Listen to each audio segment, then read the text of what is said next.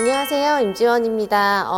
오늘 이제 2021년 1월 강의를 시작하는 날인데, 강의 시작하면서 이제 강의도 강의지만 여러분들이 이제 앞으로 1년 동안 공부하시면서 좀 유념하셔야 되는, 그래서 어떻게 하면 합격을 할 수 있을까? 당연히 이제 모두 올해 열심히 공부하셔서 이제 좋은 점수로 고득점 하실 수 있도록 공부를 하셔야 되잖아요. 그래서 간단히 어떻게 공부하는 것이 필요한지, 그리고 여러분들이 이제 대부분 지금 시기에 공부를 시작하시는 분들은 처음 하시는 분들도 굉장히 많고 하죠. 그래서 처음 하시는 분이든 아니면 재도전을 하시는 분이든 다시 한번 전체적으로 내가 어떤 걸 공부해야 되고 어떤 방법들이 있고 그리고 어떤 걸 꼭 유념을 해야 되는지 좀 다시 한번 정리하시고 그걸 바탕으로 해서 계획을 세우시고 하실 수 있도록 간단히 합격 전략에 대해서 말씀을 드리려고 합니다.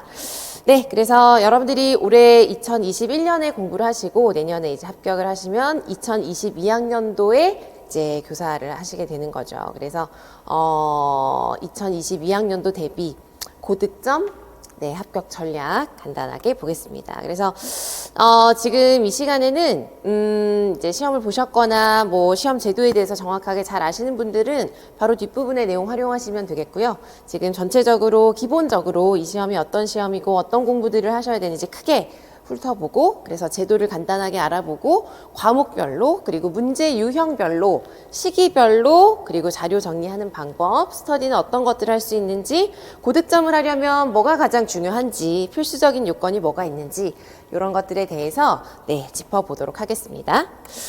자, 그래서 먼저 이제 임용 시험이 어떤 제도인가라는 거, 여러분들이 이제 공부를 본격적으로 시작하시려면 이거부터 이제 알아두셔야 되는 것이겠죠. 가장 기본이죠. 근데 이건 제가 아주 간략하게만 이제 설명을 드릴 거고요. 요거는 조금씩 약간씩 뭐 특히나 2차 같은 경우 경기, 올해는 조금 코로나 때문에 상황이 비슷하긴 하지만 지역별로 조금 이제 다를 수가 있기 때문에 여러분들이 이제 지역은 나중에 원서 쓸 때 정하시긴 하겠지만 이 시험 제도에 대해서 여러분들이 공고문을 뭐 대표적으로 서울이라던가 경기라던가 뭐 아니면 여러분들이 좀 생각하시는 지역이 있으면 그 교육청에 들어가시면 공고문이 다 나와 있잖아요. 그래서 공고문을 한번 보세요. 그래서 거기 자세하게 나와 있습니다. 그래서 뭐 공부를 하시기 전에 나중 일이긴 하지만 이런 상황에서 원서를 쓰고 이런 시험장이 있고 시험장은 이렇게 안내가 되고 이런 것들 한번 봐두시는 것도 좋겠죠. 그죠?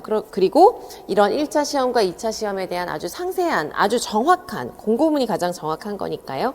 그런 사항들이 나와 있으니까 이제 그걸 참고하셔서 꼭 한번 보세요. 보시고, 내가 이런 시험을 보게 되는구나. 그죠? 그래서 그런 것들은 여러분들이 스스로 정보를 좀 찾으시고, 네, 그걸 바탕으로 해서 계획을 세우실 수 있고 그래야 되겠습니다. 그렇죠? 네, 아무튼 그래서 이제 그거 꼭 참고하시고요. 지금은 우리가 이제 크게 여러분들이 어떤 공부를 하셔야 되는지, 1차 시험에서는 뭘 하고 2차 시험에서는 뭘 하는지 그걸 보시겠습니다. 1차 시험은 여러분들이 이론을 이제 열심히 공부하시고 이론에 대해서 잘 숙지를 하신 것을 이제 쓰면서 시험을 보시는 것이죠. 그래서 1차 시험에 들어가는 그 과목으로 크게 보시면은 특수교육학이 있고 특수학교 교육과정이 있고 그 다음 교직 논술을 보시게 되고 유초 같은 경우 교육학은 중등에서 이제 준비를 하셔야 되는 거죠.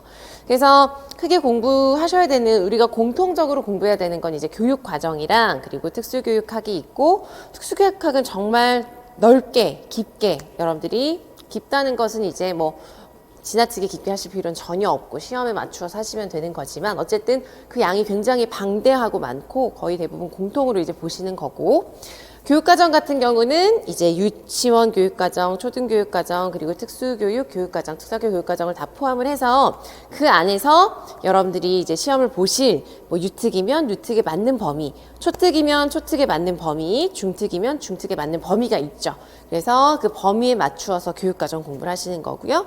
교직논술은 이제 교직논술이랑 교육학 논술은 1차에서도 이제 20점씩 100점이 되어서 논술 글을 쓰시는 겁니다. 그죠? 논술의 글을, 논술 형식의 글을 쓰시는 거예요. 그래서 유초 같은 경우는 교직 논술이라고 하여서 어떤 학교 상황이라던가 수업 상황이라던가 뭐 대화 내용이라던가 이런 것들을 주고 거기에서 기본적으로 교사가 갖추고 있어야 되는 지식이라던가 뭐 판단해야 되는 문제 상황이라던가 이런 것들을 주고 그에 대해서 문제 조건에 맞게 논하도록 하는 그런 문제들이 보통 나옵니다. 그래서 보통 교직 논술 같은 경우는 교직 논술이랑 굉장히 밀접하게 관련이 되는 중요한 특수교육학의 영역은 통합교육, 개별화교육, 뭐 특수교육 공학 같은 것들도 보편자가 수학에 이런 것들이 연관될 수가 있고 또 다른 장애 영역에서도 되게 기본적인 전략들이 있죠. 그런 것들은 또 관련이 될 수가 있어요. 어쨌든 여러분들이 지금 생각해 주셔야 되는 건 내가 논술이라는 형태의 글을 1시간 동안 완성된 글을 써야 된다. 그게 포함된다라는 걸 알아두시고 그런 건 조금 이따가 또 말씀드리겠지만 여러분들이 쓰셔야 되는 어떤 답의 형태라던가 문제의 유형에 따라서 전략도 다르게 해서 공부를 하셔야 되거든요. 그래서 어쨌든 알아두셔야 되겠죠. 논술 쓰신다는 거. 그 다음 교육학 논술, 중등이신 분들은 교육학 논술, 교육학은 이제 따로 공부를 하셔야 됩니다. 우리 특수교육학 안에서 해결되는 것이 아니라 아시겠지만 교육학 강의를 따로 뭐 들으신다던가 공부를 따로 하시다던가 하셔서 교육학은 따로 준비를 하셔야 되고 교육학은 이제 교육학 지식을 포함해서 논술을 쓰시는 거죠. 그렇게 해서 1차에서 이제 합격을 하시면 이제 보통은 그 1.5배수이고요. 강원도는 2배수를 뽑죠. 그래서 아무튼 1차에서 합격을 하시고 2차 시험을 볼 자격이 주어지는 건데 2차에 대한 변별을 최근 몇 년 동안은 굉장히 강조를 하고 실제로 2차에서 변별이 때에 따라서는 그것도 다 사람에 따라 다르고 개별적인 어떤 상황이나 뭐 여러 가지 조건들이 있지만 그래도 이제 큰 요즘의 어떤 뭐 경향이랄까요? 그런 것은 2차에서 굉장히 변별이 많이 되는 편이에요. 그래서 여러분들이 안정적으로 끝까지 안정적이라고 하는 표현이 좀 맞지 않을 수도 있어요. 왜냐하면 아무리 점수를 잘 받고 해도 누구나 다 너무너무 불안하고 끝까지 그렇기 때문에 뭐 안정적이라고 하기는 조금 어렵지만 표현이 조금 어렵긴 하지만 그래도 이제 2차에서 조금 실수를 한다는 것을 감안하고도 그래도 합격할 수 있겠다라고 하려면 1차에서 정말 고득점을 해주시는 게 너무너무 중요합니다. 그래서 1차에서 어느 정도 고득점, 그래서 고득점이라는 것은 무엇일까? 고득점은 뭐 사실 몇 년 전까지만 해도 컷에서 뭐 7, 8점 이상 높으면 그래도 안정적이다, 괜찮다라고 했었는데 지금은 그렇지 않습니다. 지금은 컷에서 뭐 되게 극단적인 상황이기는 해요. 그래서 컷에서 10점 이상 높으신데 아마 2차에서도 좀 중요한 조건들이나 이런 것들을 많이 갖추지 못하셨을 수 있겠죠. 실수하셨을 수 있을 텐데 그래서 또 최종적으로 결과가 좋지 않은 분들을 본 적도 있고 또 그렇습니다. 그래서 이제 지금 고득점이라고 하는 것은 그래도 최소한 컷에서 고득점, 그죠? 그래서 뭐, 다들 이제 다 잘 보신 건데, 그래도 정말 고득점 했다라고 하려면 매년 상황마다 좀 다르긴 하지만 10점 이상 좀 간격을 두셔야 그래도 고득점을 했다라고 할 수 있겠고, 또 때에 따라서는 훨씬 높은 점수를 일부 갖고 계신 분들도 분명히 계십니다. 자, 그래서 어쨌든, 1차에서 잘 고득점을 해두셔야 여러분들이 2차에서 조금 더 그래도 조금 안정적으로 조금 더 집중해서 하실 수가 있어요. 그러니까 컷 주변의 분들도 굉장히 많아요. 그리고 또 하나 또 꼭 말씀드리고 싶은 건 여러분들이 1차 시험을 보시고 컷보다 별로 차이가 안 난다고 해서 절대 뭐 예단하거나 실망하시거나 물론 아쉬운 마음은 분명히 있을 수가 있겠지만 절대 그걸 가지고 너무 그러지 마시고 그냥 무조건 2차에 올인하셔야 돼요. 이것도 매년 제가 보는 그런 상황 사례들인데요. 컷에서 뭐 0.33점 높으시면서 정말 최종 합격하시는 분들도 봤고요. 컷에서 뭐 1, 2점 높은 경우에도 많이 합격을 하십니다. 그만큼 2차에서 이제 뒤집어지는 경우들도 있다는 거예요. 그게 뭐 되게 많고 흔한 경우는 물론 아니지만 분명히 있어요. 그렇기 때문에 여러분들이 이제 생각하셔야 되는 건 제가 너무 강조드리고 싶은 건 여러분들이 지금부터 공부하실 때 무조건 목표는 1차에서 그냥 1차 합격만 하자 이렇게 생각하시는 걸 목표로 두지 마시고 무조건 내가 할 수 있는 모든 역량을 다 발휘해서 1차에서 어쨌든 내가 확보할 수 있는 최대한의 점수를 확보를 해두자. 그리고 2차 시험을 준비하자 이렇게 생각을 하셔야 됩니다. 아시겠죠? 그리고 나중에 1차 시험을 보고 그 다음에는 이제 공부를 할 때는 그렇게 공부를 하시고요. 1차 결과가 나왔을 때는 그 결과가 뭐 컷에서 얼마가 높든 상관없이 무조건 2차에서 또 고득점을 할 수 있도록 준비를 하셔야 돼요. 2차에서 이제 실수를 하시면 안 되니까 이해되시겠죠? 그래서 2차에서는 지도안 작성, 수업 실현, 심층 면접, 집단 토의 같은 것들을 이제 하게 되는데, 집단 토의는 경기에만 해당이 되는 시험 전형입니다. 그리고 이 2차 같은 경우는 특히나 지역별로 차이가 있어요. 그래서 여러분들이 이건 나중에 이제 1차 원서 쓰시고 그 지역에 해당하는 2차 공고문을 보시면서 대비를 하시는 게 필요합니다. 그리고 올해 같은 경우는 이제 코로나 때문에 집단 토의나 이런 것들도 생략이 되었어요. 네, 그래서 아무튼 뭐 코로나가 굉장히 여러 생활 곳곳에 너무너무 큰 영향을 주고 있지만 우리 시험에도 되게 영향을 주고 있습니다. 아무튼 그렇게 해서 이제 최종 합격을 하시게 되는 거예요. 그래서 1차는 여러분들이 열심히 공부하신 걸 잘 풀어서 깔끔하게 답을 쓰면서 내 능력을 잘 보여줘야 되는 시험의 어떤 형태고, 2차는 여러분들이 알고 계신 거, 그 다음에 여러분들이 갖고 있는 능력을 말로, 행동으로 구술하실 수 있어야 되는 것입니다. 그래서 2차는 2차대로 또 굉장히 힘든 과정들이에요. 그래서 그런 전체적인 과정이라는 걸 알아두시고 네, 생각을 해두시고 공부를 하셨으면 좋겠습니다. 그래서 2차 같은 경우는 혹시 지금 이걸 보시는 분들 중에서 이제 4학년이신 분들 계시죠? 이제 4학년이신 분들은, 학교 다니시는 분들은 교생 실습하시잖아요. 교생 실습하실 때 뭔가 막 최대한 열심히 하고 수업 실현도 많이 해보고 지도안 작성도 많이 해보시면 나중에 2차 할 때 되게 도움이 되실 수가 있어요. 그리고 교생하실 때 현직에 계신 선생님들한테 뭐 조언을 구하신다던가, 조금 이제 뭐 그것도 상황에 따라 다르긴 하겠지만 뭔가 그런 상황이 된다면 그런 것들도 네, 도움이 되실 수가 있어요. 네, 그래서 제도를 보셨습니다. 자, 그 다음은 조금 더 구체적으로 배점을 조금 볼게요. 배점이랑 어떤 형태인지를 보시겠습니다. 지금 이거는 여러분 보시겠지만 특수학교 유치원 교사, 여긴 초등, 중등은 다음 페이지에서 보실 거예요. 그래서 보셨죠? 교직 논술이 20점이 들어갑니다. 그래서 1차가 100점이거든요. 100점 중에서 교직 논술이 20점이고요. 그리고 우리 전공으로 공부하는 게 80점이에요. 아시겠죠? 그리고 우리 전공으로 공부하는 그 시험은 A, B로 나뉘어집니다. 교육과정 A, 교육과정 B 이렇게 해서 따로 2교시, 3교시에 시험을 보시는 거예요. 그래서 시험 보실 때 교직 논술 1교시에 보시고 교육과정 A를 2교시에 보시고 이제 교육과정 B를 3교시에 보시게 되는 거예요. 그래서 이제 교직 논술은 한 문항으로 나오고요. 그 한 문제가 20점이에요. 그 안에 이제 내용 요소, 조건들이 있습니다. 그래서 배점이 되어 있어요. 그래서 이 내용 몇 점, 이 내용 몇 점, 그걸 다 갖춰서 쓰셔야 되는 거고요. 그렇게 해서 20점이고 60분 동안 글 하나를 쓰시는 거고, 유치원 초등 같은 경우는 이제 시험 형태는 똑같거든요.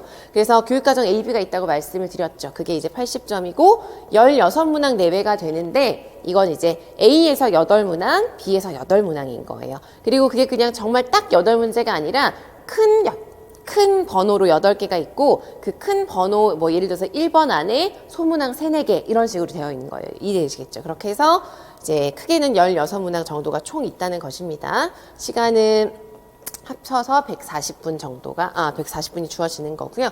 여기를 잘 보세요. 여러분들이 지금 보시는 시험은 서답형의 형태라고 얘기를 합니다. 그래서 서답형이라고 하는 건 원래 어떤 의미냐면은 이제 이렇게 객관식 선택형으로 이제 여러분들이 뭐 답이 주어져 있을 때 고르는 그 선택형의 객관식 문제가 아니라 주관식이라는 뜻이에요. 쉽게 얘기하면. 그래서 그 안에 형태가 3가지가 있어요. 그게 뭐냐면 예를 들어서 이거에 해당하는 어떤 용어를 써라. 괄호 안에 들어가는 말을 써라. 이렇게 딱 어떤 말을 쓰라는, 용어를 쓰라는 거 있죠. 그런 걸 우리가 뭐라고 하냐면 기입형이라고 하고요. 그리고 간단히 한 2-3문장 정도, 한 문장 또는 2-3문장 정도로 간단한 문장으로 서술해서 답을 이제 표현해야 되는 게 서술형이 되겠어요. 그리고 글을 쓰는 게 논술형이 되는 것이겠죠. 아시겠죠? 그래서 교직 논술은 논술형의 문제고요. 여러분들이 교육과정 안에서, 교육과정이라고 하는 그 과목 안에서 이제 특수교육학이랑 교육과정 공부하신 것 전공 문제 답 쓰실 때는 기입형 아니면 서술형의 문제로 쓰시는 건데, 이 서술형을 쓰시는 게 되게 연습이 많이 필요하고 되게 잘 쓰셔야 되는 거예요. 서술형은 한두 문장으로 문제가 요구하는 것에 대한 조건을 다 갖추어서 깔끔하게 장황하지 않게 명확하게 문제가 요구하는 키워드, 답안이 요구하는 키워드를 포함해서 쓸 수 있어야 되기 때문에 이거는 많이 연습을 하셔야 되고, 또 문장 구사라던가 문장 구사 능력이라던가 사실은 좀 이해력이 좋으시거나 그러면 조금 수월하게 하실 수도 있는 부분들이기도 해요. 그렇습니다. 그래서 아무튼 그런 형태라는 걸 알아두시고 여러분들이 뭘 생각하셔야 되냐면 내가 이런 시험을 봐야 되는데 나는 뭘 잘하는지, 내가 이런 시험을 보는 데 있어서, 이런 형태의 시험을 보는 데 있어서 내가 뭐가 부족한지 이런 걸 생각하시면서 이제 지금 이 시간을 이제 보셔야 되겠고, 이 내용들을 보셔야 되겠고, 계획을 하실 때도 그런 걸 감안하셔서 나는 예를 들어서 문장을 요즘 우리가 글을 막 많이 쓰지는 않습니다. 그죠? 그렇기 때문에 문장을 구사하고 이러는 게 되게 뭐 어색하실 수도 있고 어려우실 수도 있어요. 또는 생각보다 제가 첨삭을 늘 하면서 맞춤법이 맞지 않는 경우도 종종 보거든요. 그러시면 안 되죠. 절대. 여러분들 교사를 하실 분들인데 최소한 그런 것들은 정말 기본적으로 갖춰져야 되는 것들이잖아요. 그래서 어쨌든 그런 것들을 생각해 보시고 내가 무엇을 보완해야 되고 무엇을 갖춰야 되는지를 꼭 생각을 하셔야 됩니다. 아시겠죠? 자, 그래서 유초등에 대한 시험 제도는 이렇게 보시면 되겠고요. 중등 같은 경우는 좀 다릅니다. 중등은 이제 요거는 이 부분, 현행 부분을 보시면 되는데, 제가 이제 이 현행이라는 거는 올해 시험 있죠. 올해 시험 보신 분들이 적용된 게 이제 여기 올해 시험부터 이 제도가, 이 배점이 적용된 거고, 그 이전에는 이런 식으로 이제 배점이 좀 달랐어요. 그 문항 수랑 이런 게 조금 달랐어요. 그게 좀 올해부터 바뀌었었거든요. 2021학년도부터 20학년도부터 적용이 된 거예요. 그래서 요게 이제 여러분들 요렇게 둘 다 보여드리는 이유가 여러분들이 그 기출문제 보실 때 예전 문제들은 요런 식으로 되어 있었다는 걸 참고하시면 좋을 것 같아서 그냥 보여드리는 거예요. 크게 이것도 마찬가지로 교육학은 논술형이고 이제 중등 같은 경우는 전공 A, B라고 표현을 합니다. 그래서 교육학 1교시에 보시고 전공 A 2교시에 보시고 전공 B 3교시에 보시고 이렇게 보시는 거예요. 그래서 여기에서 이렇게 바뀌면서 배점이랑 문항수가 바뀌면서 크게 좀 바뀐 게 뭐가 있냐면 이전에 적용되던 2019학년도까지 적용되던 것은 논술형이 전공의 논술형이 있었어요. 아시겠죠? 그래서 여러분들 기출문제 보시다 보면은 전공 문제인데 논술형이 있었어요. 10점짜리가. 그런데 그게 현행 여러분들이 보실 시험 제도에는 그 논술형이 없어요. 전공에는. 아시겠죠? 그래서 여러분들이 공부하실 때 이제 연습하실 때 논술에 대한 거는 교육학만 하시면 되는 거예요. 이해되시겠죠? 논술을 쓰는 그런 답 쓰는 연습을 할 때 논술에 대한 연습, 훈련 이런 것들은 교육학을 가지고만 하시면 되는 겁니다. 이전에는 논술 문제가 있었지만 아시겠죠? 그래서 그거 참고하시라고 이렇게 둘 다 이제 비교해서 보여드린 것이고, 여기서 지금 보시는 건 이제 전공 A, B에는 기입형이랑 서술형만 있어요. 그래서 기입형은 말씀드리는 똑같습니다. 용어 쓰고 정확한 용어 쓰고 이런 것들이고요. 서술형은 중등 같은 경우는 또 특히 더 중요해요. 서술형의 경우 여러분들 나중에 기출문제 보시면 아시겠지만 유초등이랑 중등이랑 문제 형태가 다르거든요. 문제 어떤 뭐 이런 그 배점이나 이런 것도 아예 다르고 문제지 모양도 아예 다릅니다. 그래서 중등의 서술형 같은 경우는 문제 상황을 주고 아예 작성 조건을 줘서 땡땡땡땡 이렇게 되어 있고, 문제 상황을 주고 그에 맞는 작성 조건에 맞추어서 완전히 그걸 정확히 반영을 해서 쓰셔야 되는 거예요. 조금 더 유초등의 서술 문제보다 서술할 게 조금 더 많은 서술형의 문제예요. 그래서 연습이 굉장히 중요하고 정말 잘 답안을 쓰셔야 되는 그런 문제들이 많습니다. 아시겠죠? 자, 아무튼 이렇게 뭐 4문항, 8문항 이렇게 문항별로 배점이 되어 있다. 이렇게 보시면 되겠어요. 자, 그래서 이제 중등은 이제 교육학이랑 전공 AB 이렇게 구성되어 있고, 이제 뭐 마찬가지입니다. 교육학이 20점, 전공이 80점. 이해되시겠죠? 이런 제도라는 거 알아두시고, 네, 준비하시기 바랍니다. 자, 그래서 지금부터는 지금 여러분들이 보신 것처럼 몇 가지의 과목들이 있었잖아요. 그래서 과목별로 어떻게 학습을 할 것이냐, 어떤 식으로 대비하는 게 중요한가에 대해서 가장 중요한 것만 몇 가지만 말씀을 드릴게요. 먼저 교직 논술. 교직 논술 뭐 또는 이제 교육학은 제가 수업하는 내용이 아니기 때문에 여러분들이 이제 별도로 보실 거지만, 교육학 공부하셔야 되는 중등이신 분들도 그냥 이 방법은 사실 크게 다르지가 않을 겁니다. 어쨌든 교직 논술 같은 경우는 여러분들 이제 글을 써보셔야 되는 건데, 제일 좋은 자료는 뭐냐면 여러분 기출 문제거든요. 특히나 교직 논술 같은 경우는 막 시중에 어떤 문제가 많거나 그렇지 않아요. 그래서 기출 문제로 공부하시는 게 가장 좋습니다. 기출 문제가 꽤 많기 때문에 여러분들 교육과정 평가원에 가면 기출 문제 원문 다 다운 받으실 수가 있거든요. 그래서 그 기출 문제 중에서 교직 논술 문제만 따로 모아서 묶어서 그걸 가지고 반복적으로 분석해 보시고 직접 써보시는 연습을 하시는 게 가장 필요합니다. 그리고 중요한 거는 교직논술 같은 경우는 뭐 이것도 이제 이거에 대해서 다 설명을 드리면 너무 길어질 것 같고 이제 간단히 말씀드리면 되게 중요한 게 뭐냐면 논술이 뭔가요, 여러분? 논술은 어떻게 서술하는 거죠? 논리적으로 서술하는 거거든요. 논리적으로. 그럼 논리적으로 서술하는 게 뭐냐? 논리적으로 한다는 건 어떤 주장을 하거나 의견을 제시하거나 했을 때도 반드시 뭐가 있어야 될까요? 이건 이렇게 해야 된다. 이건 이것이다. 라고 하고 논리적인 서술이 있어야 된다. 서술이라면 반드시 뭐가 있어야 되죠? 근거가 있어야 되는 거예요. 그래서 논리적인 서술, 논술이라고 하는 건 글 전체를 쓰시면서 내가 제시하고 내가 답으로 생각하는 것들을 쓰고 거기에다가 적절한 근거를 논리적으로 제시하면서 체계적으로 글을 완성하시는 거예요. 그게 되게 중요하고 그래서 글을 봤을 때 그래서 교직논술 같은 경우는 꼭 우리 전공인 사람이 아니더라도 누가 봤을 때 납득이 될 수 있게 쓰셔야 돼요. 이런 의미구나 라고 이해되시겠죠. 그런 식으로 논리적으로 설명하는 글이라고 생각하셔야 되고 또 하나 중요한 건 교직논술이든 전공 교육학 논술이든 논술이라는 건 글의 체계가 되게 중요해요. 체계.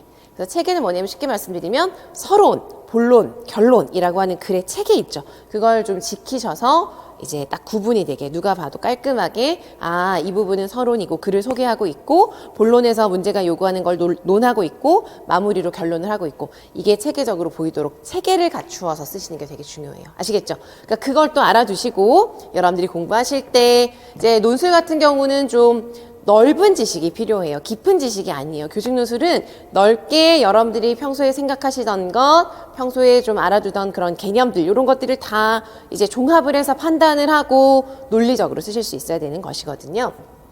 그래서 특수교육학에 대한 기본 개념에 대해서도 지식과 견해를 잘 정리하실 수 있어야 되겠고 또 특수교육의 배경 지식이 되는 게 바로 교육학이거든요. 그래서 교육학에 대한 개념도 여러분들 뭐 학교 다니실 때 교직 과목 들으시고 하셨잖아요. 그래서 그런 내용 중에서 교육 심리라던가 뭐 교육 평가, 교육 공학 등등 그런 것들은 여러분들이 뭐 교육사 이런 것들을 보실 필요는 전혀 없어요. 교직논술은. 그런 교육학의 개념들이 이제 기회가 되시면 그냥 한 번씩 읽어두시는 거예요. 그런 것들도 전반적으로 여러분들이 이 배경 지식을 쌓는데 분명히 도움이 되실 거예요.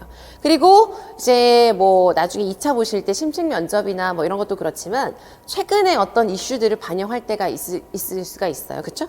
그래서 이제 최신 뉴스라던가 특수교육 관련 하여서 최근에 어떤 것들이 좀 강조가 되고 있는지 어떤 것들이 이슈가 되고 있는지 그런 것들을 늘 그냥 한 번씩 보세요. 그래서 여러분들이 그런 걸 보실 때는 뭐 관련 뉴스를 찾아보시는 것도 좋고 국립특수교육원에 가시면 어떤 연수가 요즘 이루어지고 있는지 이런 것들도 확인하실 수가 있거든요. 그런 것들 활용하셔서 다양한 정보들을 틈틈이 접해두시는 거 필요합니다. 그래서 사실 여기는 그냥 기본적인 정보를 이제 여러분들이 어떻게 이제 좀 잘 쌓아가느냐에 대한 얘기고요. 정말 실질적으로 답을 잘 쓰는데 중요한 건 정기적으로 완성된 글을 써보는 연습을 하시는 거예요. 그래서 이것도 마찬가지로 여러분들 잘 판단을 하시면서 쓰셔야 돼요. 그리고 스터디를 하시거나 뭐 서로 피드백을 주고받거나 할 때도 피드백도 되게 너무나 당연하게 막 해주는 건데 알고 보면 조금 잘못된 피드백을 서로 주고받을 때도 있어요. 방향이 잘못되거나 좀 잘못된 내용으로 피드백을 하는 경우도 분명히 있을 수가 있어요. 스터디를 하시거나 할 때.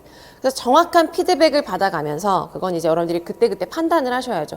스터디를 같이 하시면서도 계속 스스로 판단을 하셔야 돼요. 그래서 그렇게 하면서 내가 글 쓰는 것에 있어서 뭐가 부족하고 뭐가 문제점인지를 파악하고 무엇을 개선해야 되는지를 계속 점검하면서 계속 그걸 보완해 가면서 정기적으로 완성된 글을 써보시는 연습을 해야 됩니다. 교직논술은 사실 이건 진짜 여러분들이 그 시험 보시는 것 중에 가장 좀 개인적인 과정에 있어서요 차이가 좀 있는 것 같아요. 사실 교직논술은 글을 쓰는 것이고 하다 보니까 평소에 원래 좀 논리적이고 평소에 그리고 원래 좀 글을 좀 쓰실 수 있고 좀 그런 스킬이 좀 있으신 분들은 생각보다 그냥 좀 간단히 준비하고도 되게 잘 보시는 분들도 진짜 있어요. 그러나 또 그렇지 않은 경우도 굉장히 많거든요. 그러니까 여러분들이 어떤 경우인지를 좀 판단하셔서 대비를 하시기 바랍니다. 자, 그 다음 특수교육학. 자, 특수교육학은 여러분들이 이제 우리의 전공이죠. 그래서 여러분들 뭐 다양한 장애 영역별로 보시는 것에서부터 뭐 평가, 공학, 토목교육 뭐 이런 특수교육학의 이론들이 모두 다 이제 포함되는 부분입니다. 여기에서 이제 아까 보셨지만 결국은 여러분들이 답안 작성을 하실 때 기입형이나 서술형으로 이제 답안 작성을 하시게 되는 것이죠. 그래서 여기에서 중요한 건 뭐냐면 그냥 큰 흐름을 보세요. 특수교육학은 여러분 굉장히 많아요. 굉장히 많고 하다 보면은 어려운 것도 생기고 너무 많고 네, 깊이 보려고 하게 되는 부분들도 있고 아무튼 방대합니다. 그런데 그걸 그냥 단순하게 이거 그냥 외워야지 이렇게 공부하시면 안 돼요. 그렇게 하시면은 나중에 요즘 기출문제는 그냥 어디에 있는 거 그대로 써 이런 식으로 나오지 않아요. 물론 출처가 있고 근거가 있고 그 부분에서 낸다는 분명히 출제하는 근거가 있어요. 그러나 그냥 거기 뭐 어떤 내용을 달달 외워서 그거 그냥 그 문장을 전혀 그렇지가 않고 뭐가 중요하냐면 내가 이론으로 공부한 것과 이 문제가 주는 상황이 있어요. 문제 상황. 그러면 이 문제 상황에 여러분들이 공부하신 이론을 적용하시는 거예요. 그래서 그걸 연결지어서 문제가 요구하는 것에 대한 답을 쓰시는 게 중요한 것이지. 그러니까 그렇게 쓰려고 하면 내가 기본적으로 내용은 암기하고 있어야 되죠. 당연히 용어로 써야 되니까 서술해야 되니까. 그러나 여러분들이 뭐 서브를 달달 외우시다던가 그래서 뭐 거기 있는 문장을 그대로 쓴다던가 외운 걸 막 기억해서 써야 되는 여러분들 문제를 보시면 이제 지금 처음 공부하시는 분들은 어떤 얘기인지 조금 의아하실 수도 있는데 문제를 보신 분들은 이제 이해가 되실 거예요. 그런 것들은 거의 없어요. 간혹 있지만 거의 없어요. 그래서 공부를 하실 때 너무 처음부터 제가 강조드리고 싶은 건 처음부터 너무 그냥 외우자. 그냥 여기 무조건 외우면 돼. 이렇게 공부하시면 그러니까 그런 경우는 어떤 경우냐면 이해를 하려고 하니까 너무 오래 걸리고 힘들거든요. 사실 그런 부분들이 생기거든요. 그래서 그냥 외워버리자. 아니 그냥 외워야 돼. 외운 거 그냥 쓰면 돼. 이렇게 생각하시는 분들도 계시기도 한데 그건 절대 고득점으로 갈 수 있는 길이 아닙니다. 그건 정말 확실해요. 그래서 여러분들이 적용력이 있으셔야 돼요. 그래서 어떤 경우가 굉장히 많냐면 공부를 오래 하시는 분들도 많이 계시잖아요. 임용 다 시험을 다들 그렇게 이제 많이 경쟁률이 높고 하다 보니까 그렇죠? 그래서 막 내용을 다 외우고 계시고 다 알고 있고 문제 분명히 시험장에서 잘 쓰고 나온 것 같은데 내가 생각한 것보다 점수가 많이 떨어지는 많이 나오지 않는 그런 경우가 매년 있어요. 매년 많은 분들이 그런 것으로 고민도 많이 하시는데 그런 경우에 원인이 물론 다양하지만 대부분의 경우 뭐냐 다 암기하고 있지만 내가 그 문제가 요구하는 게 뭔지 판단을 못 하셔서 내가 생각하는 거랑 그 문제가 요구하는 게 달랐던 거죠. 그게 바로 뭐냐면 적용력이 없는 거예요. 그건 왜 그러냐면 그냥 암기만 하셔서 그럴 수가 있어요. 이해되시겠죠? 그러니까 이론을 잘 이해하고 있으면 그게 뭔지 내가 머릿속으로 잘 이해하고 있으면 이 문제가 요구하는 게 뭔지도 눈에 보이고 문제에서 요구하는 게 이거니까 이걸 써야겠다라는 게 판단이 정확하게 되는데 이해하지 않고 그냥 암기만 달달하고 있으면 모든 이론을 다 외우고 있고 어디에 뭐가 있는지 다 알고 있지만 무엇을 써야 되는지 적용이 안 되는 경우가 되게 많습니다. 생각보다. 아시겠죠? 그러니까 여러분들이 처음 공부하실 때부터 꼭 특학은 어디가 제일 중요하냐 이해를 하는 것이 가장 중요합니다. 제일 먼저 암기는 여러분 상반기에 암기가 안 된다고 스트레스 받으실 필요가 없어요. 정말 다들 이제 고민을 되게 많이 하시거든요. 막 이제 외워야 될 것 같은데 하나도 기억이 안 난다. 어제 봤는데 오늘 생각이 안 난다. 다 그래요. 정말 다 그렇거든요. 그런데 이해를 상반기에 차근차근 그때 막 외우려고 하는 게 아니라 내가 지금 이걸 알고 있는지 모르고 있는지 내가 어디를 알고 있고 어디를 모르고 있는지를 생각하면서 계속 이해를 할 수 있도록 공부를 해 두시면 이해가 잘 되잖아요. 암기가 훨씬 수월해지고 훨씬 쉬워져요. 정말. 아시겠죠? 그래서 특학은 모든 영역에 있어서 먼저 이해를 잘 하고 그 다음에 내가 나에게 맞는 이제 여러 가지 자료들을 가지고 정리를 하시는 거예요. 그런 다음에 그걸 가지고 이제 뭐 7, 8월 돼서부터 그때부터는 이제 무한 반복하면서 내가 이해한 걸 바탕으로 해서 암기를 하시는 거예요. 그렇게 되면 적용을 하시게 되고 이해하고 암기한 게 있고 적용이 됐으면 이제 답안 작성을 정확하게 하실 수 있게 되는 거죠. 아시겠죠?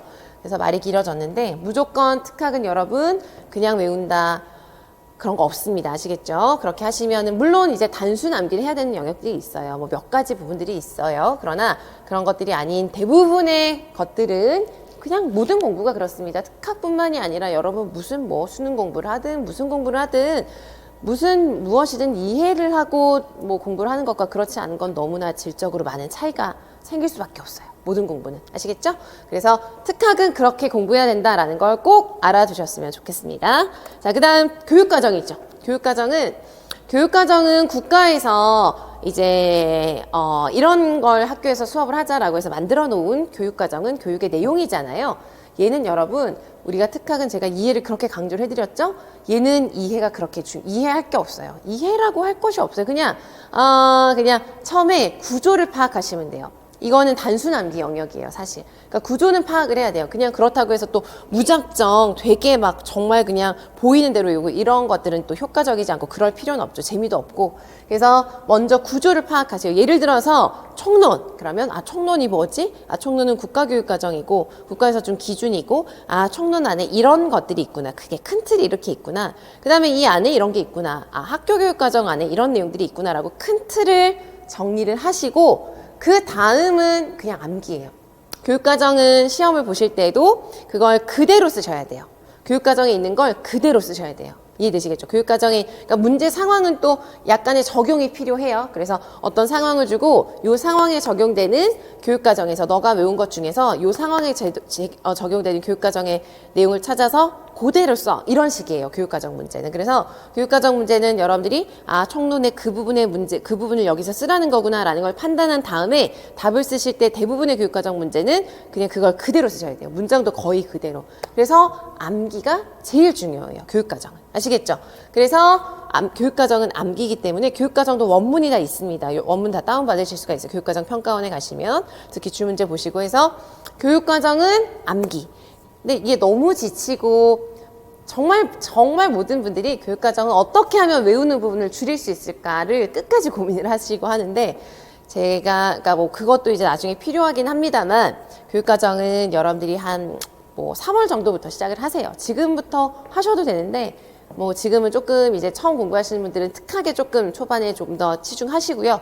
그 다음에 특학 한번 보시고 그 다음 이제 3월, 4월 그쯤부터 교육과정 시작하셔서 이렇게 단순 암기를 해야 되는 게 교육과정이 있고 장애인 등에 대한 특수교육법이 있거든요. 그런 단순 암기를 해야 되는 영역은 뭐가 가장 좋냐면 몰아서 하시면 안 돼요. 이건 여러분들이 1년의 과정이기 때문에 예를 들어서 한 달 동안 이것만 해야지 이런 식으로 하고 또 그 다음 안 하고 그러면 아무런 의미가 없어요. 그건 아무 의미가 없고 교육과정이랑 특수교육법은 1년 동안 여러분들이 뭐 예를 들어 3월부터 시작한다. 그럼 3월부터 시험 치는 날까지 매일 조금씩 하세요. 매일. 그래서 가장 좋은 방법은 매일 30분도 좋아요. 매일 1시간도 좋고요. 아니면은 매일 1시간 공부하면서 나머지 모든 이동 시간에 난 교육과정을 본다. 그렇게 실제로 실행을 하신 분들을 많이 봤고 그런 분들은 따로 길게 교육과정을 막 하지 않으시고 1년 내내 그걸 실행하는 게 너무 어렵죠. 그게 대단하신 거죠. 그렇게 해서 교육과정을 잘 맞추시는 분들도 진짜 많거든요.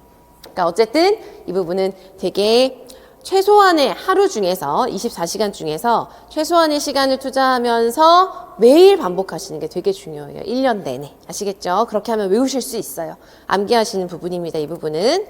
자, 그래서 이제 과목별로 보셨고요. 이번에는 문제 유형별로 뭐가 중요한지를 좀 말씀을 드릴게요. 근데 이건 제가 아까 앞에서 그 시험제도 말씀드리면서 좀 설명을 해드린 것이라서 간단하게만 다시 정리하고 넘어가도록 하겠습니다. 기입형이랑 서술형이랑 논술형이 있다고 말씀을 드렸죠. 논술형 같은 경우는 이제 교직 논술이랑 교육학 논술이고 아까 말씀드린 대로 공부하는 방법은 이제 써보시고 논리적인 근거가 될 수 있어야 되고 체계적으로 글을 써야 되고 그리고 좀 문장이 여러분 그거는 꼭 강조드리고 싶은 게 비문이 있으시면 안 돼요. 비문이라 함은 뭐 예를 들어서 주어 서술어가 맞지 않는 거예요. 그런 문장 쓰시는 분들 생각보다 되게 많거든요.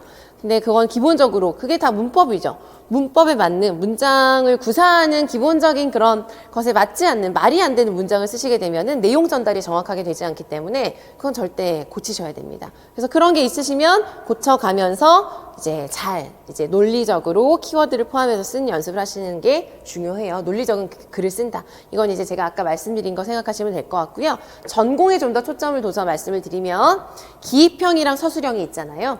기입형은 뭐가 되게 중요하냐면 딱 어떤 용어를 쓰는 거기 때문에 용어를 틀리게 써버리게 되면 그냥 틀려요. 물론 이제 동일하게 우리가 공부하는 특수교육학은 많은 경우가 이제 번역서를 번역한 내용들이 용어들이 많기 때문에 한 용어를 영어로 된 하나의 그냥 원어를 여러 가지로 번역을 할 수도 있어요. 뭐 예를 들어서 뭐 지원 강도, 올해도 시험이 나왔던 건데 그걸 지원 강도라고 하는 책도 있고 지원 정도라고 하는 책도 그런 경우는 똑같은 용어죠. 그런 것들은 이제 다 맞는 것이죠. 그러나 그게 아닌 다른 것으로 이제 다른 용어로 표기를 하게 되면 아예 틀려요. 아예 감점이 되는 거예요. 그래서 기입형 같은 경우는 여러분들이 공부를 하시면서 이해를 하시고 용어 같은 것들을 정확하게 암기하시고 정확하게 쓰시는 게 되게 중요해요. 그래서 기입형 문제 같은 경우는 생각보다 되게 어렵지 않은 난이도로 치자면 그냥 보통의 난이도로 보통 많이 나오거든요. 기입형은. 그럼에도 기입형에서도 생각보다 감점이 많이 되시는 게 용어를 정확하게 그냥 실수로 그러실 수도 있어요. 아시겠죠? 그래서 그런 것들 생각하셔서 정확하게 암기해야 된다. 정확하게 써야 된다. 이런 것들 알아두시고요. 서술형은요, 여러분. 서술형은 되게 연습이 많이 필요합니다. 여러분들이 이제 이거도 개인차가 있지만 서술형 같은 경우는 문제, 우선 이론을 다 이해를 했다는 것을 전제하고요. 문제 상황을 분석하고 문제의 요구를 파악해야 되고요. 문제가 요구하는 것이 답에 들어가 있어야 되겠죠. 그래서 그 답에 적용할 핵심 이론을 정확하게 이해하고 적용하고 판단을 하고 문제 상황에서 요구하는 것, 예를 들어서 문제가 어떤 식으로 주냐면 뭐 A 학생의 특성을 반영하여, 고려하여 또는 관련지어 써라. 그러면 A 학생은 이러이러하니까 뭐 이렇다. 이렇게 좀 설명을 같이 해줘야 되거든요. 그런 식으로 키워드를 포함해서 그 문제가 키워드라고 하는 게 여러분들이 그냥 이론서에서만 달달 외우는 그런 키워드만을 얘기하는 게 아니라 그 문제 자체가 요구하는 키워드가 있어요. 그 답안에 필요한 키워드. 그걸 포함해서 문장으로 써야 되고 여러분들 문장은 뭐 무조건 내가 아는 거 다 많이 쓰면 되겠지. 절대 그렇지가 않습니다. 그렇게 쓰시면 오히려 감점 요소가 들어가면 감점이 될 수가 있어요. 핵심 키워드를 바탕으로 해서 간결하고 명확하고 깔끔하게 쓰실 수가 있어야 됩니다. 그래서 이 서술형을 잘 이제 하려면 문장 구사 능력, 이것도 비문이 있어서는 안 되겠죠. 문장 구사 능력, 맞춤법 당연하고요. 글의 기본적인 형식에 대한 이해, 맞춤법 이런 거에 따라서 답안의 질이 진짜 달라져요. 그러니까 내가 똑같이 공부했고 다 알고 있고 한데 내가 그걸 문장으로 쓸 때 문장이 조금 이상하게 되어버리거나 너무 장황하게 쓰거나 설명이 문장으로 안 되거나 그러면 난 분명히 알고 있는데 그걸 잘 표현하지 못하면 점수를 받지 못하는 그런 경우가 생기기도 하죠. 그래서 그런 점들이 중요하다는 걸 알아두시고 여러분들이 내가 무엇을 갖추어 가면서 뭘 연습하면서 공부를 해야 될까라는 걸 잘 생각하셔야 돼요. 그러니까 진짜 열심히 공부하시고 다 외우고 하는데 답이 잘 안 써져서 너무 힘들어 하시는 경우도 진짜 많거든요. 근데 또 나중에 여러분들 공부하시다 보면 그런 순간들이 오는데 절대 여러분, 나만 그런 게 전혀 아니에요. 다들 진짜 너무 어려워하는 부분들이거든요. 그래서 중요한 건 뭐냐면 그런 어려운 것을 우리가 해야 되잖아요. 우리는 그 시험을 볼 거고 잘해야 되니까 내가 뭘 보완해야 될까? 가 되게 사람마다 다르니까 이런 유형이라는 걸 알아두시고 이런 전략이 필요하다는 거 그런 부분들을 반영해서 공부해야 된다는 걸 알아두시고 나에게 필요한 게 뭔지를 좀 정리를 하시고 보셨으면 좋겠어요. 그리고 요 내용들은 여러분들이 나중에 이제 지금 이론 공부하실 때는 그냥 생각만 그냥 알아두시기만 하시면 되시고 나중에 기출문제 보실 때 이런 내용들을 잘 생각하시면서 기출문제 하나하나를 보시는 게 되게 효과적이에요. 아시겠죠? 그래서 문제 유형별로 이렇게 보셨고요. 그 다음에 시기별 학습 전략 간단하게 이제 보시겠습니다. 시기별로는 이제 보통은 그냥 여기부터 보시면은 보통 이제 처음 공부를 하신다 생각하고 1년의 과정을 보시면 다 뭐 어떤 과목이든 보통 이렇게 합니다. 그래서 이게 가장 효과적인 그냥 큰 흐름이에요. 제일 먼저 우리가 알아야 기출문제도 볼 수 있잖아요. 아무것도 모른 채 기출문제부터 보시면 조금 안 좋은 게 뭐냐면 이제 뭐 공부를 하셨던 분들은 상관이 없는데 처음 공부하시면서 그냥 기출문제부터 보시면 이론을 전체적으로 이해를 하셔야 되거든요. 큰 틀 안에서 큰 맥락 안에서 세부적인 걸 파악해 가면서 그렇게 해야 전체적으로 이해가 되고 정리가 잘 되는데 기출문제를 막 보고 이론을 보면 기출에 나왔던 것만 눈에 보이고 나머지 주변에 있는 것들이 잘 눈에 들어오지 않고 체계적으로 정리가 잘 되지 않을 수가 있어요. 그래서 처음 공부하시면 특히나 그냥 기출은 일단 접어두고 이론을 먼저 전체적으로 보시고요. 그 다음에 기출 분석을 하시는 거죠. 그리고 기출을 보다 보면 내가 이론 공부하면서 조금 기출에서 이 부분이 조금 나왔으니까 기본 이론에서 조금 좀 간단하게 했으면 이 부분은 좀 심화해서 하자 이런 게 생길 수가 있겠죠. 아니면 내가 조금 어려운 부분이 생기면 더 심할 수 있겠죠. 그래서 기출 분석하면서 필요한 부분은 조금 더 보완을 해가실 수가 있을 거예요. 그래서 이게 가장 기본이에요. 사실 여기는 그냥 반복을 위한 과정이고 실전에서 내가 어떻게 하면은 더 이제 할 수 있을까 훈련을 하기 위한 그런 과정이고 제일 여러분들이 시험을 잘 보시려고 고득점을 하시기 위해서 제일 중요한 거 너무너무 중요한 게 기본 이론에 대한 이해, 이론을 적용하면서 보는 기출 분석 여기가 가장 중요해요. 여기서 잘 해두셔야 그다음 반복도 잘 될 수가 있겠죠. 연습이 될 수가 있겠죠. 그죠? 그래서 여기가 가장 중요하다는 걸 생각하시고, 그리고 처음 공부하시는 분들은 이 부분을 할 때 내가 이걸 맞게 하는 건지 이렇게 하면 되는 건지 했는데도 모르는 것 같고 그런 기분이 계속 드실 거예요. 근데 그게 다 공부가 되고 있는 과정들이거든요. 그러니까 그런 과정이 그냥 그때는 처음 하시면 이게 막 좀 너무 처음 보시는 거고 너무 많고 하다 보니까 그런 과정들이 다 있거든요. 근데 다 공부가 되고 있는 과정이니까 그렇게 생각하시고 여기를 차근차근 꼼꼼하게 하시는 게 되게 중요하고요. 그런 다음에는 이제 하반기로 가시면서 여름이 되면 문제풀이도 해보고 답안 작성 훈련도 하고 실전 모의고사 같은 것들이 필요하시면 실전 경험해보시면서 보시는 거죠. 그러면서 계속 중간중간에 내가 부족한 걸 찾아서 이론도 반복하고 기출 분석은 끝까지 계속 하셔야 되는 거고요. 전체적으로 1년은 이런 식으로 이제 공부를 하시게 되는 건데, 그럴 때 중요한 게 시기별로 할 때 보통은 이제 뭐 1, 2월에는 이론을 해라 뭐 이렇게 보통은 이제 하지만 그건 그냥 일반적으로 1년을 어떻게 보내는가에 대한 설명이고요. 어떤 시기에 어떤 공부를 할지, 그리고 내가 기본 이론을 공부하는 걸 나는 뭐 10주 동안 다 완성을 할지 또는 석 달이 걸릴지, 이건 전부 다 개인의 능력에 따라 개인의 스타일에 따라 다 달라요. 그래서 여러분들이 그 모든 그 시기별 학습 계획을 할 때 중요한 건, 지금 제가 말씀드리고 싶은 건 이 시기에는 무조건 이걸 하셔야 돼요 이렇게 저는 뭐 말씀드릴 생각이 없어요. 그거는 뭐 흐름은 말씀을 드릴 수가 있지만 뭐 3월에는 무조건 이걸 해야 돼, 5월에는 무조건 이걸 해야 돼, 그런 건 없어요. 그렇기 때문에 중요한 건 여러분들의 속도가 다 있습니다. 다 공부하는 속도와 방식과 뭐 그런 게 다 있기 때문에 필요한 그 절대적인 시간이 정말 다 다르기 때문에 여러분들이 자기주도적으로 계획을 세우셔야 돼요. 꼭. 그래서 여러분들이 공부를 특히나 이론을 한번 보시고 기출을 보실 때에는 절대 막 급하게 하시지 않으셔야 돼요. 급하게 하시면 안 돼요. 조급하게, 예를 들어서 내가 기본 이론 과정 10주 하는 동안 난 서브를 완성하기로 했어. 근데 서브를 10주 동안 완성하시는 건 정말 어렵고 거의 불가능하거든요. 되게 어려워. 너무 많고 오래 걸리기 때문에. 그래서 내가 4월까지 서브를 완성할지 5월까지 서브를 완성할지 이런 거는 여러분이 공부를 해 가시면서 자신의 속도를 보세요. 그래서 나에게 맞는, 내가 차근차근 꼼꼼하게 보는 그것에 기준을 두고 속도를 좀 보시고 그것에 맞게 계획을 세우시는 게 중요해요. 그래서 다른 친구들은 벌써 막 기출 시작하고 교육과정 외우고 있는 것 같고 너무 불안하고 그러지 마시고 나에게 맞는 공부를 하셔야 된다는 게 너무 중요하다는 거 아시겠죠? 무작정 따라가지 말 것.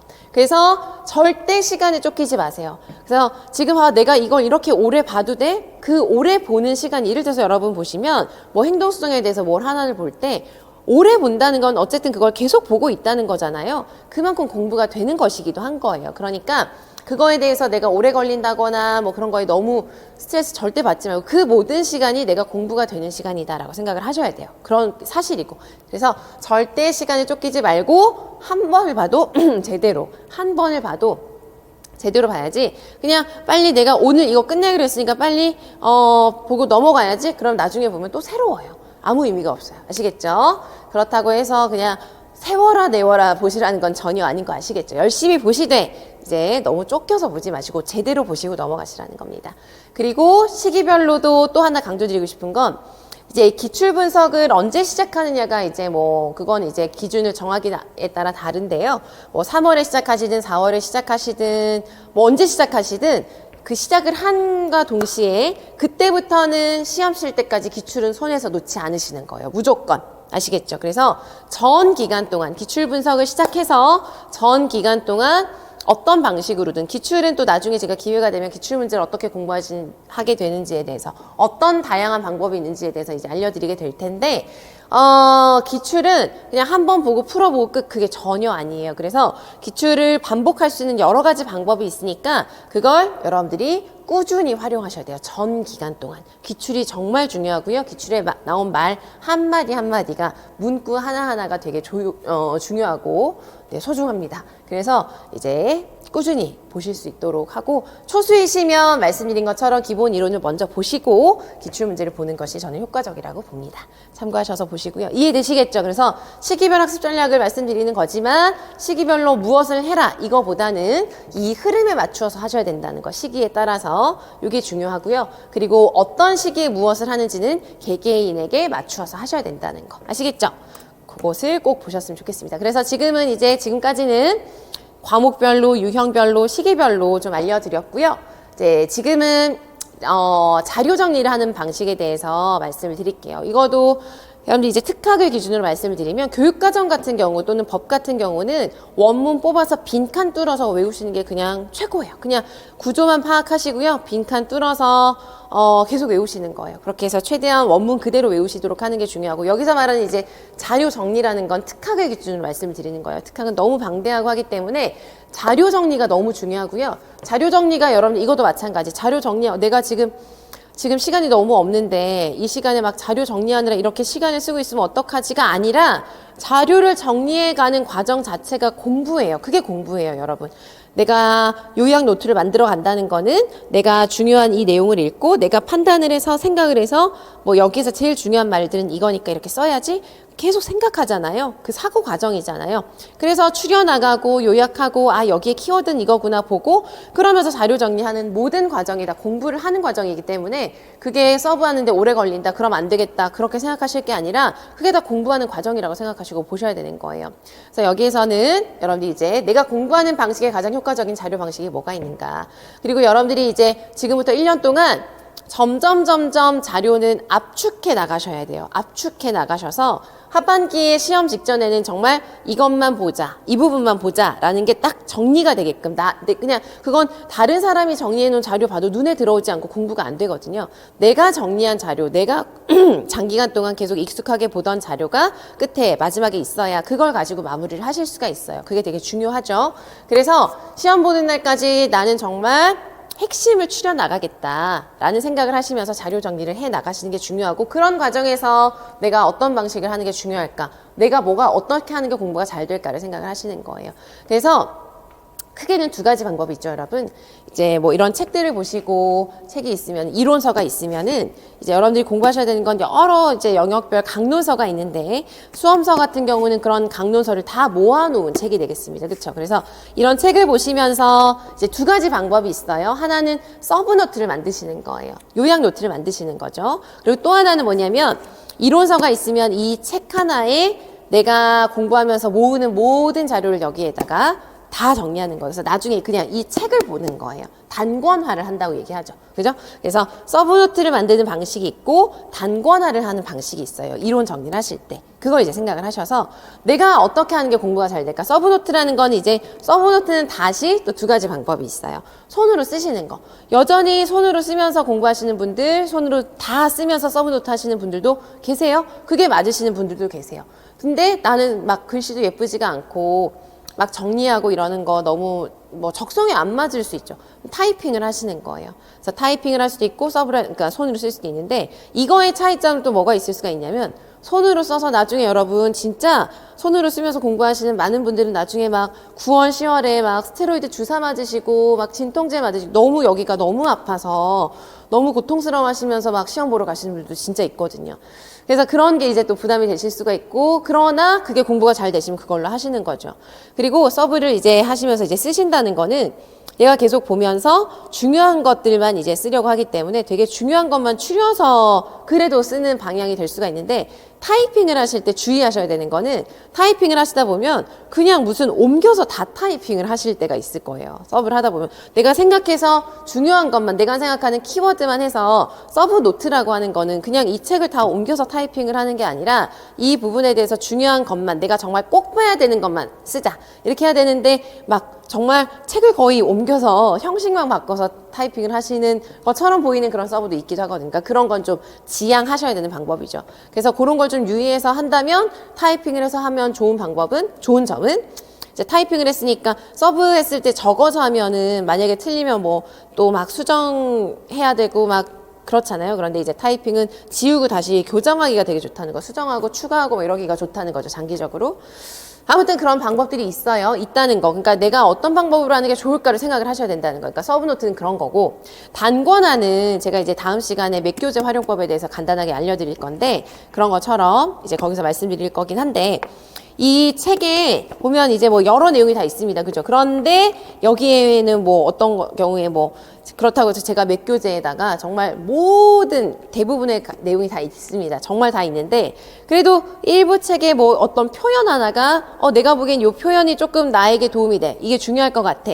그런 것들 여기다 다 써두시는 거예요. 아니면은 기출 문제 보시면서 기출하다가 이제 기출 보시다가 요런 문구 되게 중요하겠다. 그러면 해당 부분에 해두시는 거죠. 포스트잇도 붙이시고 기출문제도 붙이시고 하셔서 그러니까 이 책의 모든 자료를 다 모으시는 거죠. 그래서 이 책에서 그렇다고 해서 여러분들이 시험 보실 때 이 책에 있는 모든 내용을 마지막에 막 다 보실 수 없죠. 그러니까 여기다가 표시를 하시는 거예요. 뭐 색깔별로 하시기도 하고 뭐 펜을 다르게 하신다던가 스티커를 붙이신다던가 하셔서 이제 꼭 봐야 될 부분들을 표시하고 기출을 표시하고 하시면서 어쨌든 단권하라 함은 그냥 이 어떤 책 하나를 기준으로 두고 거기에다가 모든 것들을 다 모아서 그게 그냥 나의 그냥 어떤 사전 같은 것들이 되는 거죠. 그래서 나중에 그것만 계속 반복해서 보다 보면 공부가 되게끔 그렇게 정리하시는 방법이 있어요. 그래서 단권화를 하시는 분들 되게 많아요. 그래서 저는 서브를 하는 타입이거든요. 저는 이제 공부를 한다면 서브를 하는 타입인데 그래서 서브를 하시는 걸 추천해 드리기도 하고 하는데 보니까 제가 오랫동안 보니까 거의 반반인 것 같아요. 그러니까 사람마다 다른 거죠. 나중에 합격하시는 분들 얘기 들어보고 하면 정말 반반인 것 같아요. 단권화 하시는 분, 서브 하시는 분. 그러니까 다 정답은 없습니다. 여러분 정답은 없으니까 여러분들에게 맞는 방법을 찾으셔서 결정하셔서 그걸 결정하시고 계획을 세우셔야 돼요. 그렇게 기본 이론 하실 때부터 그냥 강의 들으시고 이렇게 하고 퀴즈 푸시고 그러시면 안 되고 여러분들이 어떤 자료 정리를 할 것인지를 정하고 그러면서 복습을 그런 식으로 해 나가셔야 되는 거예요. 아시겠죠? 그래서 그걸 꼭 결정을 하시고 보셔야 됩니다. 자, 그 다음은 스터디. 스터디를 어떻게 활용할 것인가. 스터디를 많이들 하십니다. 진짜 많이 하세요. 스터디를 마치 뭐 안 하면 안 될 것처럼 생각하시고 진짜 많이 하시더라고요. 그런데 뭐 우선 저는 스터디는 수단이 되어야 해요. 스터디가 목적이 되어서는 안 되고요. 스터디는 여러분들이 개개인마다 공부를 하다 보면 내가 혼자 하기 조금 잘 안 되는 것들이 있을 거예요. 뭐 실행이 안 되는 것도 있고 혼자 하려니까 자꾸 미루게 되고 이런 것들이 있을 수도 있고 혼자 하려고 하니까 잘 모르겠는 것도 있을 수가 있고 되게 다양하죠. 그것도 마찬가지. 여러분들이 스터디를 하고 싶다면 뭔가 막 다들 이런 스터디 하는 것 같으니까 나도 해야 되겠다. 그렇게 하실 필요도 없고 그렇게 하시면 안 돼요. 그렇게 하시면 오히려 시간만 버리고 어떤 경우에 어떤 분은 막 스터디를 너무 많이 하셔가지고 스터디 하느라 본인 공부를 하지 못하는 그런 경우도 진짜 많은데 그러시면 진짜 안 됩니다. 안 되고 스터디는 다시 말씀드리지만 수단이 되어야 해요. 목적이 아닙니다. 그래서 내가 공부하는 데 있어서 약간 무슨 소스처럼 팁처럼 약간 그렇게 활용하는 그런 작은 수단이 되어야지 스터디가 너무 이제 목적이 되어서는 안 된다는 거 꼭 강조드리고 싶고요. 실제로 1차 공부를 하는 내내 스터디를 단 한 번도 하지 않고 고득점 하시는 분도 진짜 계세요. 그러니까 그게 다 다른 거예요. 장독립적이냐, 장의존적이냐, 아니면 뭐 사람들과 이렇게 하면서 공부하는 게 되게 잘 되는 사람들은 스터디를 위주로 해서도 다 또 고득점을 하시기도 하나, 스터디 하면서 안 맞고 또 여러분 또 뭐 아시겠지만 요즘 온라인으로도 스터디 많이 하시고 하니까 되게 무례한 경우도 생각보다 많더라고요. 여러분 절대 그러시면 안 되죠. 막 갑자기 연락 두절하고 뭐 안 나타나시고 뭐 그런 경우가 적지 않게 있거든요. 그러면은 또 막 스트레스 받고 상처받고 막 열받고 그러다 보면 공부에 지장 생기고 그러실 수도 있어요. 그러니까 그러시면 안 돼요. 그런 경우가 만약에 생기면 그냥 빨리 정리해 버리시고 빨리 이제 또 새롭게 이렇게 하셔야 돼요. 거기 너무 아무튼 빠지시면 안 돼요. 그래서 스터디는 할 수 있는 게 이제 여러 가지 방법이 있습니다. 그래서 서브노트를 제가 위에 써놓긴 했는데 서브노트를 만약에 하신다면 공유를 하시거나 의논을 하시는 그런 방향은 맞지만 예를 들어서 이건 절대 안 된다는 걸 말씀드리려고 써놓은 거예요. 예를 들어서 서브노트를 하는데 스터디를 해요. 4명이서 우리 서브노트 같이 만들자. 내가 통합교육할 테니까 너가 개별화 교육하고 너는 특수교육 평가해. 그래서 우리 모으자. 그건 정말 좋지 않은 방법이고 그건 공부가 안 되는 거예요. 아시겠죠? 내가 공부를 해서 내가 서브를 만들어야 내 공부가 되는 것이기 때문에 다른 사람이 만든 서브를 받아서 그냥 그걸 그대로 보자? 그건 아니거든요. 아시겠죠? 그래서 서브노트를 가지고 만약에 스터디를 한다면 각자 하고 비교해 보는 거죠. 아, 이 친구는 이렇게 했는데 나는 이렇게 했고 아, 내가 이 부분을 빠뜨렸구나. 이런 걸 서로 공유하면서 공유하고 뭐 이렇게 조언해주고 피드백 주고받고 할 수는 있지만 이해되시겠죠? 그래서 그런 식으로 하실 수가 있겠고 교육과정 암기하는 거 많이 하세요. 전화 스터디 같은 거 매일 아침에 뭐 일어나자마자 기상 스터디 같은 거 하시면서 법이나 교육과정 외우는 거 하시기도 하고 기상 스터디도 하시고 직강을 보실 경우에 지금 코로나 때문에 직강으로는 어렵지만 직강으로 하는 경우에 많은 경우는 끝나고 수업 끝난 날 이제 그날 한 거 같이 이제 보면서 키워드 뭐가 있는지 점검해 보는 거, 뭐 구조, 마인드맵 그려보는 거 그런 것들도 많이 하시고요. 기출 분석할 때 기출은 또 보다 보면은 문제 상황을 요즘 되게 다양하게 많이 주기 때문에 사람마다 보는 부분들이 좀 다르기도 하거든요. 그래서 그런 것들 할 때도 도움이 되실 수가 있고요. 그렇습니다. 아시겠죠? 그래서 스터디를 할 수 있는 부분도 많고 내용도 많고 방법도 많고 전화로 할 수도 있고 만나서 할 수도 있고 뭐 너무너무 많은 경우가 있어요. 그래서 이제 그런 여러 가지의 옵션이 있다는 걸 알아두시고 나는 무슨 스터디를 할까? 나에게 필요한 스터디는 뭘까?를 생각하셔도 하셔야 되고 그 스터디 자체가 나에게 필요할까 아닐까? 난 스터디가 맞는 사람인가 아닌가부터 생각하셔서 잘 결정을 하시기 바랍니다. 이게 잘못 시작하게 되면 끌려가면서 시간만 버리고 아무튼 너무너무 좀 소모적으로 시간 소모적으로 그냥 되어버린 경우가 진짜 많으니까 그러지 않으시도록 아시겠죠? 이렇게 해서 스터디 활용하시는 거고요. 그렇습니다. 그래서 거의 대부분 다 말씀을 드렸고 이제 마지막으로 고득점 하려면 뭐가 중요한가 계속 말씀드린 거긴 한데 마지막으로 정리하면 정말 중요한 건 이건 진짜 너무 뻔한 얘기지만 제가 매년 느끼는 거고 그냥 여러분 원래 진리는 되게 중요한 거는 그냥 기본적인 거고 늘 당연한 것들이고 하잖아요. 그런 것 같아요. 고득점에 대한 합격도 그냥 뭐 되게 특별한 게 없어요, 사실. 근데 그걸 지키는 게 어렵고 실행하는 게 어려운 것 같아요. 첫 번째, 여러분들이 내가 왜 이게 이 공부를 할까라는 것에 대한 뚜렷한 목표의식이 있으셔야 돼요. 그냥 그냥 해야 되겠다. 그냥 특수교육과 졸업했으니까 해야지 라는 생각으로만 하기엔 너무나 어렵고 너무나 지치고 시간도 돈도 나의 1년 얼마나 소중한 시간이에요. 그런 시간을 너무 힘들게 보내시는 그런 시간인데 너무 이건 반드시 내가 하고 싶은 일이다 라는 것이 없다면 그렇게까지 막 힘들게 공부할 것은 아니잖아요. 그죠? 그래서 뚜렷하셔야 그 과정을 잘 이겨나가시면서 버티시면서 고득점 하실 수가 있어요. 아시겠죠? 그러니까 그렇지 않으면 자꾸 무너지게 되고 자꾸 흔들리고 슬럼프 빠지고 방황하시게 되고 그러다 보면은 이제 어려워지죠. 그죠? 그러니까 뭔가 내가 힘들 때도 버틸 수 있는 확고함이 있으셔야 돼요. 아시겠죠? 그래서 그것도 한번 시작하실 때 점검해 보시면 좋을 것 같고 이게 정말 저는 별 5개라고 생각을 해요. 그래서 지금 오늘 너무 많이 이제 반복을 해서 말씀을 드렸는데 자기주도적인 학습, 나에게 맞는 것을 스스로 계속 판단하실 수 있어요. 그것도 능력이에요, 여러분. 나에게 필요한 게 뭔지 알 수 있는 거 그게 초인지잖아요. 그래서 자기주도적인 나에게 맞는 그런 학습 태도나 전략을 갖는 거 정말 중요하고요. 그리고 계획을 세우실 때 그냥 3월까지는 특수교육학 해야지. 그리고 뭐 1월에는 이런 영역하고 이렇게 세우시는 건 계획이 아니에요. 그죠? 그냥 생각한 거고. 계획은 아주 구체적으로 계획을 세우세요. 요즘 뭐 너무 많잖아요. 열품타? 그런 것들도 있고, 뭐, 아무튼, 나를 점검해 줄 수 있는 그런, 것들이 되게 많잖아요. 그런 거 많이 최대한 활용하셔서, 이제 구체적인 계획 세우시고, 지속적으로 계속 점검하고 관리해 나가시면서, 그리고 계획을 세우셨을 때, 내가 해보니까 이게 좀 아닌 것 같고, 더 효과적인 이런 것 같다. 그러면 빨리빨리 이제 융통성 있게 바꿔가시면서 하시는 거예요. 그리고 이거도 진짜, 이거도 정말 별 5개 이거도 성실한 것, 꾸준한 것, 일관적인 것. 저는 정말 보면은 이제 직강으로 1년 내내 오시는 분들도 계시고 인강으로 이제 또 직접 뵙지는 못해도 꾸준히 뭔가 뭐 첨삭을 해드린다던가 뭔가 질문을 하신다던가 해서 뭔가 꾸준히 보는 분들이 계시잖아요.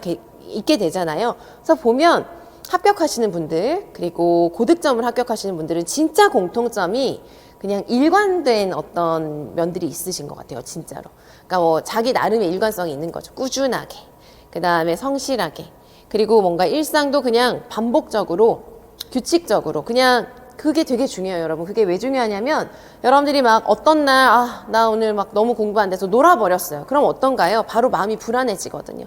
마음이 불안해지고 공부가 안 되고 그렇게 돼버리는 거예요. 그런데 그런 과정이 중간중간에 물론 있을 수가 있겠지만 빨리 돌아오셔서 내가 하루 이틀을 되게 내가 계획한 대로 규칙적으로 그 시간들을 보내잖아요. 그러면 저도 그래요. 되게 약간 성취감이 생기고 뿌듯함이 생기면서 그거 자체가 나한테 강화가 되는 그런 과정들이 되는 거예요. 보상이 되는 거예요.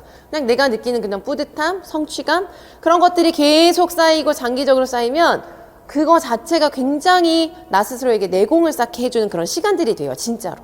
그래서 불안하지만 조금은 덜 불안할 수도 있고, 그리고 자신감도 조금 이제 나도 모르게 조금 차곡차곡 쌓여 가실 수도 있고요. 그래서 어쨌든 이런 공부도 물론 중요하죠. 무조건 성실하게만 한다고 되는 건 전혀 아니죠. 잘 성실하게 해야 되는 것은 당연한데, 성실하게 꾸준하게 일관되게 단순하고 규칙적인 일상으로 1년을 보내시는 게 진짜 중요합니다.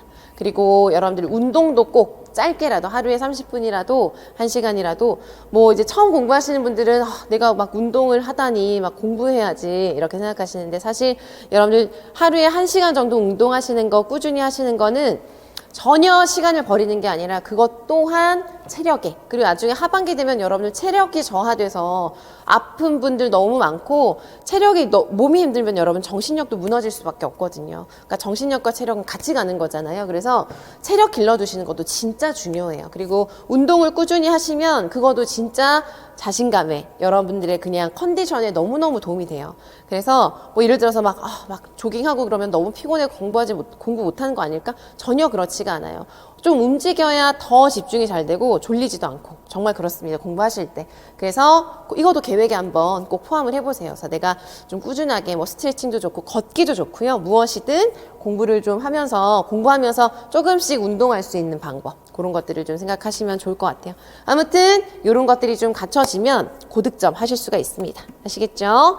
그래서 시작하실 때는 우선 이제 지금 제가 말씀드린 것 포함해서 뭐 여러 공고문 보시라고 말씀드렸잖아요. 합격수기도 한번 찾아서 보시고, 합격수기도 참고하시는 거예요. 나에게 맞는 것을 찾으셔야 되고요. 이론서나 기출 자료 이런 것들 정보를 기본적으로 좀 이런 걸 봐야 되고 이런 정보가 있구나라는 걸 알아두시고, 최대한 구체적으로 계획을 세워보세요. 그런 다음에 지속적으로 수정해 가시면서 공부하시는 겁니다. 아시겠죠?